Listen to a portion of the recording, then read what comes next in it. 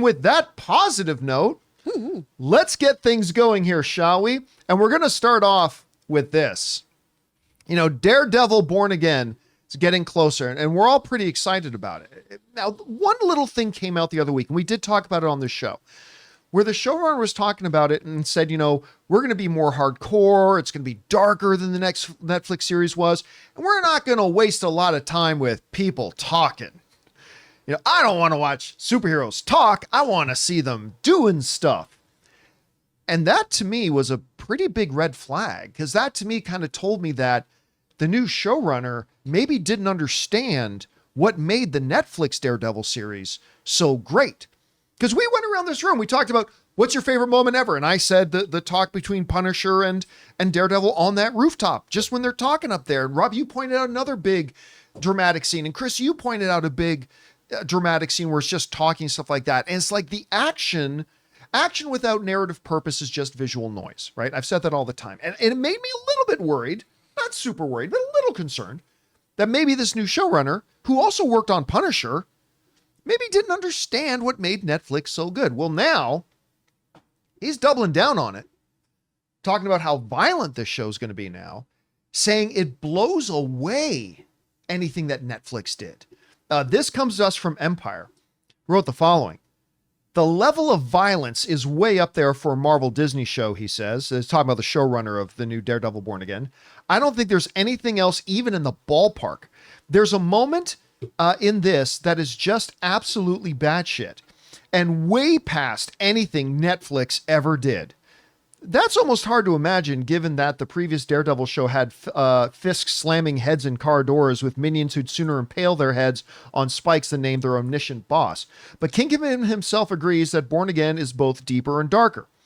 There's a world in which you might think that if that show kept running, we'd be in a place eventually, or something like that, says D'Onofrio. But we've gone further in the darkness, the action, the nastiness.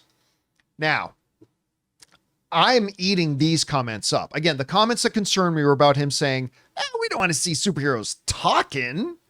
Yeah, we do. We want to see good filmmaking in this show. We do want to see, but that aside, these are big words, Rob, to come out and say that the violence we have in this show blows away, goes far past anything Netflix did. That doesn't sound quite realistic. If they do, I mean, that's going to be something special if they're able to do that. But I can't see that being a reality. I don't know. What did you make of his words? Here's the thing. Here's the thing. Oh, it's a story. It's not like we're talking slasher. You know, it's not like a gore fest. I mean, like, you think about the hallway battle. One of the great fights ever done for television. So cool. So cool. Now, I don't know how, unless Daredevil's going to start using knives or blades and slicing people up, I don't know how. Does that mean we're going to up the sound of the crunches when people's noses are broken? Like, what does that mean? And I mean, maybe that means that there's more, John, ninjas. Oh, more ninjas. More ninjas. More is always blood. good. I mean, but you know, that show. Look, I think what we want is great fight choreography and hard hitting, bone crunching conflict. But it's got to be fed by the drama, though, right? Yeah. That's what gives meaning to the violence. That's right. Right? You don't want something. You don't want it just violence for its own sake. The thing about Daredevil, what was really interesting about the Netflix show is even though it had violent battles, it was all earned. Yeah. You know, it never felt, it was hardcore, but it never felt gratuitous. This kind of sounds like, we made him gratuitously more violent. But I mean, I know if someone's never worked on that kind of things and it makes me excited to see what kind of fights they've staged. Chris, what do you make of his comments? Oh, man. At first, when it was just him, before I read the D'Onofrio stuff, I felt like channeling Hamilton of, I just need you to talk less. I need you to stop talking about how great your show is and just let me see it. Because you're setting me up to have really crazy expectations. So just let me enjoy it. D'Onofrio chiming in makes me feel a little better. But the violence that we're going to get here, the heckin' violence. Muse has one of the most horrific panels for me in comic book history. Oh, yes, he does. All of you know how much I hate eye stuff. Yep. He goes up to Blind Spot, Daredevil's new sidekick and gouges him in the eyes, and it is so bloody and so horrible. And it's stunning. I remember the first time I read, I'm like, whoa. I threw my comic. I was just like, what just happened? You can do stuff like that? It's, oh God, yeah, there it is. I hate it so much. That is an amazing panel, though. But don't worry, Yeah. he's okay, which is insane. Sort of. He's fine. It's merely a flesh wound. So stuff like that, I think, is what we're going to get of Muse being particularly violent and horrific. Now, to your point about slashers, though, I don't want this to end up like, you know how Criminal Minds ended up being kind of torture porny at times? It's one of the reasons why Mandy Patinkin left the show.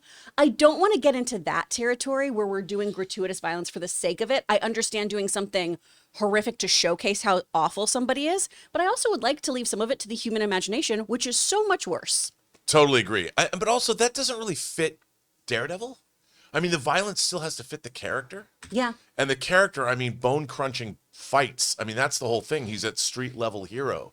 If they suddenly make, somebody's head gets smashed into a wall and his head really gets flattened out. Well, I mean, someone's hand but goes- if to Chris's point though, if it's Muse doing something like that, Right. or if it's Kingpin doing something like Yes. that, those Yeah. would fit. Those would fit in well. Yeah, I but just if we hope see they earn Matt- it, like you said, they earn those moments to give them impact. Yeah, I mean, I hate when I hope Marvel doesn't take Daredevil in a direction where they feel like they have to get edgy. You know, you want it to stay, because the Netflix tone, I mean, they rewrote the whole show, they reconceptualized it, and as we said, just the scene of them sitting, Kingpin talking to Matt Murdock in the diner or whatever, that was something we want to see. It doesn't necessarily mean we want more violence. Right. We want character and we want story. Yeah. Guys, we want to thank a sponsor of today's episode, PrizePicks. All right, sports fans, All-Star Weekend is almost here, and if you're not on PrizePicks, you're seriously missing out. It's the easiest and most fun way to turn your basketball knowledge into real money. With over 10 million users already playing, why not you? PrizePicks is a skill-based daily fantasy game. You just pick more or less on player projections. You think Steph Curry's hitting more than 5 threes, or Giannis dropping more than 35 points? Make your picks in under 60 seconds, and if you hit, you could win up to 1,000 times your cash. Ann and I have been using PrizePicks on football all year, but now we're switching over to basketball, and we like Jason Tatum getting more than 29 points. And now that Luka Doncic is on the Lakers, I'm going to take over on 8 assists. And the best part is, even if you miss one pick, PrizePicks Flex Play lets you still cash out. And hey, don't forget about Taco Tuesday. Each week, PrizePicks discounts select player projections by up to 25%, giving you even more chances to score big. Download the app today and use the code CAMPEA to get $50 instantly after you play your first $5 lineup. Again, download the app today and use that code CAMPEA to get $50 instantly after you play your first $5 lineup. PrizePicks.